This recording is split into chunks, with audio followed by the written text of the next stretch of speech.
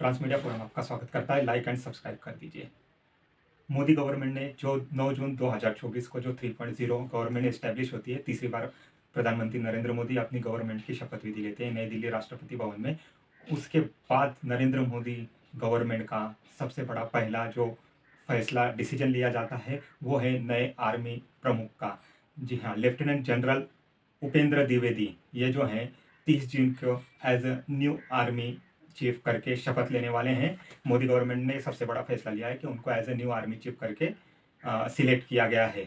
इनसे पहले जो हैं वो करंटली जो आर्मी चीफ हैं मनोज पांडे, ये 31 मई को रिटायर्ड होने वाले थे, लेकिन ये चुनाव को मद्देनजर रखते हुए गवर्नमेंट ने 1 महीने के लिए इनका जो रिटायरमेंट प्लान था उनको 1 महीने का एक्सटेंशन दे दिया था। तो ये जो करंट आर्मी चीफ हैं मनोज पांडे, ये 30 जून को रिटायर्ड होने वाले हैं और 30 जून को ही दोपहर में जो नए आर्मी चीफ हैं लेफ्टिनेंट जनरल उपेंद्र द्विवेदी, ये आर्मी चीफ का कार्यभार संभाल लेंगे। As a army chief Indian army को गाइड करने वाले हैं। तो ये मोदी गवर्नमेंट 3.0 आने के बाद सबसे पहला मोदी गवर्नमेंट का फैसला है। मोदी गवर्नमेंट ने अपने कैबिनेट में जो कि 2.0 जो प्रीवियस वाली कैबिनेट थी, लगभग वही सारे चेहरे उनके कैबिनेट में 3.0 में नए गवर्नमेंट में दिखाई दे रहे हैं। खाली एनएसए जो है अजित डोवल, उनके बारे में अभी तक कंफर्म नहीं हो पाया है कि मोदी गवर्नमेंट के थर्ड टर्म में अजित डोवल जो हैं वो नेशनल सिक्योरिटी एडवाइजर बने रहेंगे या उनको कोई रिप्लेस कर सकता है, क्योंकि उनकी बढ़ती हुई उम्र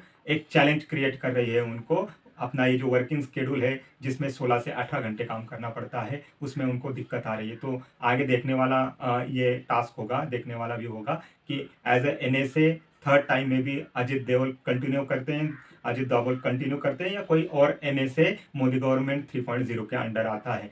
तो जो अब ये नए सेना प्रमुख डिक्लेयर हुए हैं जो 30 जून को कार्यभार संभालने वाले हैं, उपेंद्र द्विवेदी, इनके बारे में थोड़ा जान लेते हैं। इनको अच्छा खासा एक्सपीरियंस है, अनुभव है। इन्होंने जम्मू कश्मीर में अपनी सर्विस दी हुई है, 9 क्रॉप में अपनी सर्विस दी हुई है, नॉर्थ ईस्ट का भी इनको चाइना बॉर्डर का अच्छा खासा एक्सपीरियंस प्राप्त है। इन्होंने जो है रेवा के सैनिक स्कूल से डिग्री ली हुई है, सैनिक स्कूल से प्रशिक्षण लिया हुआ है और 1984 में इन्होंने इंडियन आर्मी को ज्वाइन किया था। उसके बाद प्रमोशन लेते लेते फाइनली अब ये 30 जून को इंडियन आर्मी के प्रमुख होने वाले हैं, इंडियन आर्मी के चीफ होने वाले हैं। तो इनको जो है जो करंटली इंडियन आर्मी के सीडीएस है, joint chief of the staff जो हैं अनिल चौहान, इनसे कोऑर्डिनेट बैठाना होगा। उसके अलावा मोदी गवर्नमेंट से कोऑर्डिनेट बैठाना होगा और एयरफोर्स नेवी के जितने भी चीफ हैं ऑपरेशनल, उनसे कोऑर्डिनेट बैठाना होगा। उसके अलावा आर्मी का जो मॉडर्नाइजेशन चालू है, थिएटराइजेशन चालू है, ये जो चैलेंजेस हैं जो करंट इंडियन आर्मी फेस कर रही है, उनको इसमें कोऑर्डिनेट बनाना होगा, एक समन्वय बनाना होगा ताकि ये स्मूथली फंक्शंस करते रहें। ये जितने भी ऑफिसर्स हैं या ये जितने भी डिपार्टमेंट हैं स्मूथली ऑपरेट होते रहें, स्मूथली फंक्शंस करते रहें। इसके अलावा नए आर्मी चीफ को क्या क्या चैलेंजेस आ सकते हैं, क्या क्या इश्यूज है उनको फेस करना सकता है, आइए देख लेते हैं एक ग्लांस में। नए आर्मी चीफ जो हैं उपेंद्र द्विवेदी, जो currently vice chief of the army staff है, वो as a new army chief 30 जून को शपथ विधि लेंगे। उसके साथ ही करंट आर्मी चीफ जो है मनोज पांडे, वो रिटायर्ड हो जाएंगे। उनको जो है सबसे पहला जो प्रॉब्लम चैलेंज फेस होने वाला है वो जम्मू कश्मीर रीजन से फेस होने वाला है। जम्मू कश्मीर जब से 2019 से आर्टिकल 370 370 हटाए, तब से तो जम्मू कश्मीर में शांति देखी गई है, लेकिन पिछले 1 साल से 6 महीने से खासकर हमने देखा है कि जितने भी मिलिटेंट्स हैं, जितने भी टेररिस्ट हैं, उन्होंने सिक्योरिटी फोर्सेस को टारगेट करते हुए, उनको टारगेट बनाते हुए, निशाना बनाते हुए उन पर अटैक किए हुए हैं और अच्छी खासी इंडियन आर्मी को उसमें कैजुअलिटी फेस की गई है। पीर पंजाल के जो खासकर जम्मू का जो साउथर्न रीजन है, जो कश्मीर रीजन से जाते हुए मिलता है, जो पीर पंजाल की जो पहाड़ियां हैं, उसका बेनिफिट टेररिस्ट लोग उठा रहे हैं, अटैक कर रहे हैं इंडियन आर्मी के काफिले पर, कैजुअलिटी कर रहे हैं इंडियन आर्मी की, और पहाड़ों पर जंगल का फायदा उठा के गायब हो जा रहे हैं, छुप जा रहे हैं और उनको ट्रेस एंड ट्रेस करना इंडियन आर्मी को लगभग इम्पॉसिबल हो रहा है। तो जम्मू कश्मीर में जो है करंटली अभी जो पिलग्रिम्स गए थे, जो तीर्थ यात्री गए थे, या माता वैष्णो देवी के दर्शन वगैरह में, खीर भवानी माता के दर्शन वगैरह में जितने भी पंडित कश्मीरी जाते हैं या जितने भी अदर स्टेट से जो भी पिलग्रिम्स जाते हैं माता वैष्णो देवी, कटरा वगैरह में, इन पर अटैक की पॉसिबिलिटीज बढ़ते जा रही है। तो जम्मू कश्मीर रीजन में नए आर्मी प्रमुख को एक चैलेंज आने वाला है। इसके अलावा नए आर्मी प्रमुख को पंजाब में भी एक चैलेंज फेस करना पड़ सकता है, क्योंकि पंजाब में जिस हिसाब से रेडिकलाइजेशन फैल रहा है, पंजाब में अमृत सिंह ऑलरेडी लोकसभा में इलेक्ट होके इलेक्शन में जीत के पहुंच चुका है। उसके अलावा बीएन सिंह का जो बेटा है सुखबीर सिंह खालसा, ये भी पंजाब से सिलेक्ट होके लोकसभा में पहुंच चुका है। तो ये दोनों जनप्रतिनिधि बन चुके हैं। इसके अलावा पंजाब में ड्रग्स और कोकीन वगैरह का जो सप्लाई हो रहा है उससे भी आर्मी चीफ को निपटना पड़ेगा। ये जो पंजाब रीजन होते हुए, जम्मू कश्मीर रीजन होते हुए, ये जो बॉर्डर है पाकिस्तान को लगते हुए, ये भी आर्मी प्रमुख को देखना होगा कि यहाँ से कोई तस्करी या यहाँ से कोई स्मगलिंग ना होने पाए, यहाँ से कोई टेररिज्म बॉर्डर क्रॉस करके इंडिया में ना आने पाए। इसके अलावा रावलपिंडी में जो एक पाकिस्तान और आईएसआई का एक नेक्सस बना हुआ है टेररिस्टों से, मुजाहिदीनों से, सैयद सलाउद्दीन हुआ या हाफिज सईद हुआ या अजमल कसाब वगैरह, जहाँ जितने भी टेररिस्ट ऑर्गेनाइजेशन, लश्कर तोयबा, लश्कर जहांगीर या हिजबुल मुजाहिदीन, ये सारी जो टेररिस्ट ऑर्गेनाइजेशन पाकिस्तान में इनके जो आका बैठे हैं, जो कि पाकिस्तान और आईएसआई की ऑर्डर से या निर्देश से काम करते हैं, उनके माइंड से काम करते हैं, उनको भी देखना होगा आर्मी चीफ को कि रावलपिंडी से कैसे डील की जाए, ताकि ये जो जम्मू कश्मीर और पंजाब में बढ़ता आतंकवाद है उसको इंडियन आर्मी कंट्रोल में ला सके, इंडियन आर्मी इस पर एक मॉनिटर कर सके।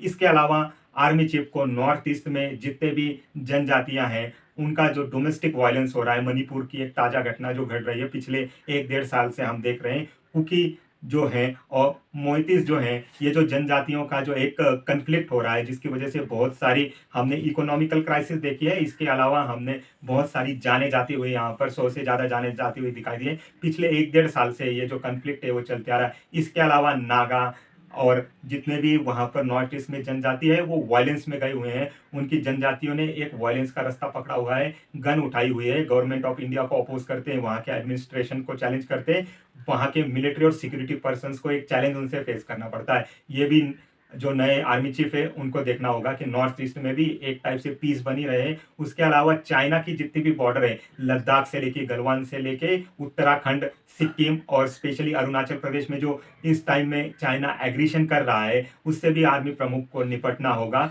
और लद्दाख का जो रीजन है जहां पर चाइना की एक हमेशा नजर रही है कि लद्दाख वो अपने कंट्रोल में ले ले और अरुणाचल प्रदेश को भी अपने कंट्रोल में ले ले, क्योंकि अरुणाचल प्रदेश में ब्रह्मपुत्र का 60% जो वाटर है वो फ्लो होता है। तो इस हिसाब से आर्मी चीफ को एक प्लान बनाना होगा ताकि वो लद्दाख को भी सेफगार्ड कर सके और जितने भी चाइना के बॉर्डर डिस्प्यूट्स हैं इंक्लूडिंग अरुणाचल प्रदेश, उसको सेफगार्ड कर सके। इसके अलावा जो है आर्मी चीफ को एक डोमेस्टिक प्रॉब्लम भी फेस कर सकते हैं, क्योंकि हमने देखा है कि पॉपुलर फ्रंट ऑफ इंडिया जो केरला की ऑर्गेनाइजेशन है वो बीच बीच में सर उठा रही है।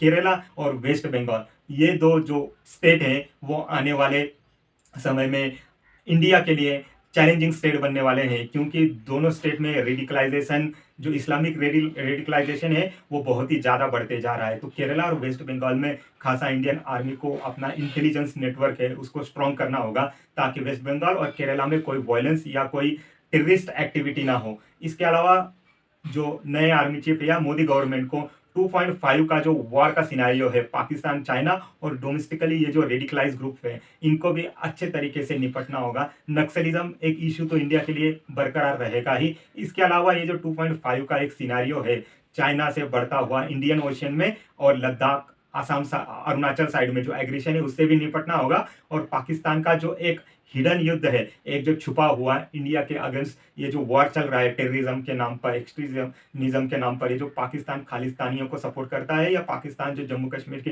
टेररिस्ट लोगों को सपोर्ट करता है, इनडायरेक्ट जो पाकिस्तान आर्मी इनको कमांडो टाइप या इनको मिलिट्री टाइप ट्रेनिंग देके इंडिया में भेजती है, बॉर्डर क्रॉस करवाती है, इससे भी इंडियन आर्मी को निपटना होगा। अब ये इंडियन आर्मी इस सारे इश्यूज को कैसे डील करती है, ये आने वाले नए सेना प्रमुख जो हैं उपेंद्र द्विवेदी, इनके लिए एक चैलेंज रहने वाला है, इनके लिए एक टफ टाइम रहने वाला है। तो मोदी 3.0 में नए आर्मी चीफ प्रमुख किस टाइप से अपना परफॉर्मेंस दे पाते हैं और कितना कोऑर्डिनेट कर पाते हैं सीडीएस से, नेवी से और एयरफोर्स चीफ से, ये देखने वाला समय, आने वाला समय ही हमको बताएगा। आगे के लिए इतना ही। आगे के लिए जो भी प्रोग्रेस होती है, डेवलपमेंट होती है, मैं आपके साथ शेयर करूंगा। आप मेरा channel Trans Media Forum like and subscribe कर लीजिए। Thank you very much.